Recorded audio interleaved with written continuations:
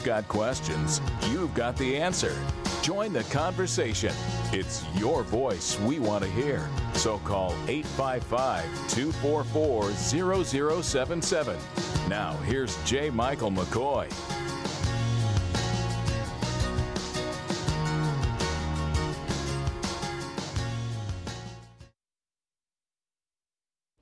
All right, we are back. It is 10 minutes before the hour, and before we get away from you today, we want to introduce you to Bobby Depper. If you are local, there was a story in the Des Moines Register, about 4 weeks ago? About 4 weeks ago. And Bobby, his website is The Thankful Leper. Yes, you heard right, thethankfulleper.org. And Bobby, you're dying of AIDS. That's correct. And before you go, you want to do some good things for some people on Earth. Amen. Tell me how people can help you. Well, they can, first of all, of course, go to the website. Slow down. Talk slow. Okay. Okay. They can go to the website or they can go to Facebook. I have a Facebook page also called The Thankful Leper. And then my personal page is Bobby Depper, D-E-P-P-E-R. And you can also find me on Google. That's when I just found out I'm all over Google. But there's several ways they can help. They can volunteer with some time, or they can donate monetarily. And they can also just simply share information if they're in no position to help. And you have an interesting story, and we're not able to hear it all now, but the beginning of it about the Tony Romo. I want you to tell that story because I think that's a great story. Well, I had asked God in my life in the middle of a storm behind a dumpster behind a fire station, and the next day, simply, God sent Tony Romo, the Dallas Cowboys quarterback, to begin tackling my problems. The man gave me a $100 bill, and I promised Tony Romo that I'd pay it forward in the name of Jesus Christ, and I've been doing just that.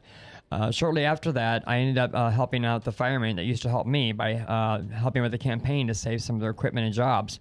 Well, that landed me on the news down there, too, and it landed me a job at the fire department. And then I used the station as a drop-off point to help out many in the homeless community until the city of Dallas passed a law against feeding people that are homeless. And not only that, my apartment complex was in the wealthiest part of town, and it was the last rickety shack apartment standing in the neighborhood. And so the neighborhood association kind of got onto me too. So after careful thought and prayer, I decided I'm going to move because I didn't want to.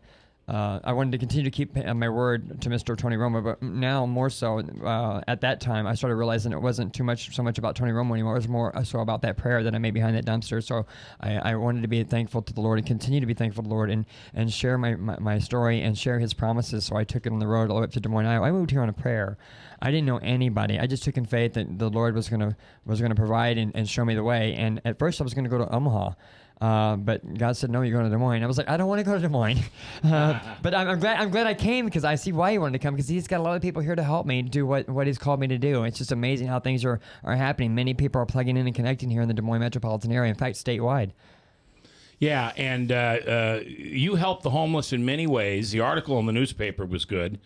I think, weren't you on Channel 13 too? Yeah. Aaron Brilbeck? Yes, my event was on Channel 13, but my full interview with my full story will be on 13 closer to the holidays. Janae Town decided to be clever and withhold the interview until closer to the holidays because she likes what I'm doing personally so much, and I believe she is a Christian as well, and she wants to see the ministry grow, so she's going to put it in closer to the holidays.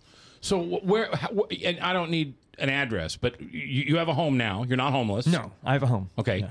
And you have what? Pardon me? I have an apartment, but I dedicated my whole bedroom to my ministry. I sleep on the floor. I was sleeping on the hide-a-bed when my team finally found out I was sleeping on the thing. They got me a little hide-a-bed, but it's just too small size. I'm more comfortable on the floor anyway. I'm used to being on the ground anyway. So. You know, I've heard that about soldiers and homeless people. That a lot of times you give them a bed, they'd rather. Yeah. They're much more comfortable on the ground. Yep. Yeah. Frank, questions?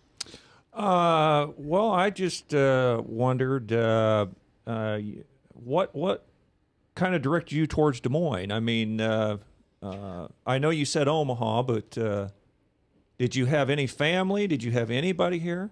No, like I said, when I was sitting on my step in Dallas about 72 hours before I was ready to go to Omaha, and the reason why I started going to Omaha because I wanted to go somewhere new, and I wanted to go somewhere where people were more friendly, not so much at a big city. And I just kept thinking the Midwest. And I didn't know anything about computers, so I started going to the library and looking up stuff about Midwestern cities, and Omaha attracted me. And so I chose Omaha. And that's because they have the Nebraska Cornhuskers, the greatest football in the history of the game. No, it's Nebraska. So at any rate, so I everything was packed up and I was ready to go to Omaha, but so I couldn't cook anything. So I thought I'm gonna go to my supermarket Kroger to get me a rotisserie chicken because I'm packed up and waiting for my movers. So I go up there to get the chicken, and a friend of mine was talking to me. He said, "I heard you going to Omaha." I said, "You know what? I'm not too far from there. I'm just the neighboring state over in a town called Tuna," and I found out later it was called Altoona, Iowa. And so I did some research on it, and I found it was a suburb of Des Moines. I thought, Lord, are you telling me to go to Des Moines? And I'm like, but I don't want to go to Des Moines. So I really, really prayed on it and prayed hard. And it just, the feeling came over me to come here. And I'm glad that I did because I see why he wanted me to come here because things are really looking great right now. And I just know it's only going to get even better. It's just amazing. Yeah, and you're really making a difference. Now, tell me about your health. How are you? Well, believe it or not, as you said, earlier you said that I'm dying of AIDS, and at one point that I felt that way. But it seems to me more that God's doing in my life, and more that He's doing around me and through me. It seems to me I'm not having as many complications with the AIDS and the side effects from the medications. I'm still having some side effects from the medications, which often it's more harmful than or more rougher than. So you are on medication? I am. I have about 60-some pills I take. Wow. A day? 60-some pills within a week. Okay. Yeah. How do you? How is that paid for? How do you get that medicine? Well, I have about 60 different pills I take throughout the week, but I have about 20 or 30 I take a day. But different ones. It depends on what's going on in my body at that time. But it costs probably about $250,000 for me to stay alive, and the government is paying for that. It took a while to get all that. The transfer from Texas to here to get all that straightened out because there was a short period I didn't have any meds, and so my health was deteriorating my first couple months here. Now, is that because of the Affordable Care Act, or is that just something our government does?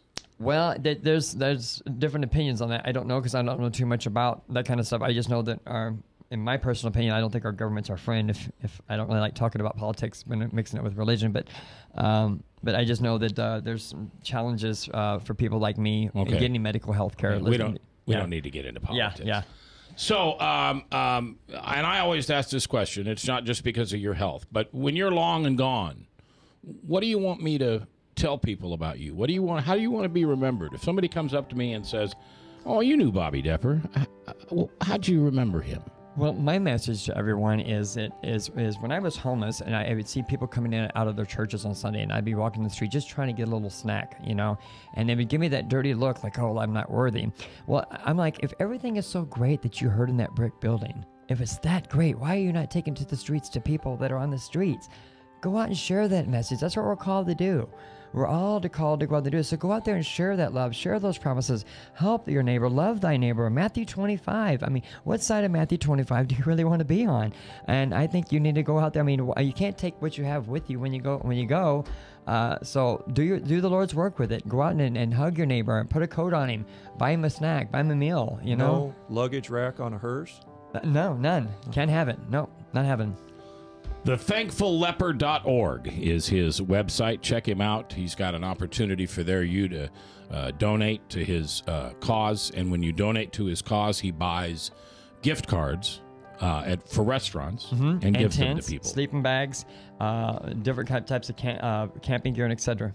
Check him out, thethankfulleper.org. Bobby Depper, glad to have you here, Bobby. Thank you so much, Matt. Frank, nice to have you here. Bob, same with you. Ryan, same with you. I'm J. Michael McCoy. If I haven't told you lately, thanks for listening. I love this job. Couldn't do it without you. Remember, forgive somebody this weekend. Get that poison out of your brain and pass the forgiveness on that you hope to get from your Creator. Have a great weekend.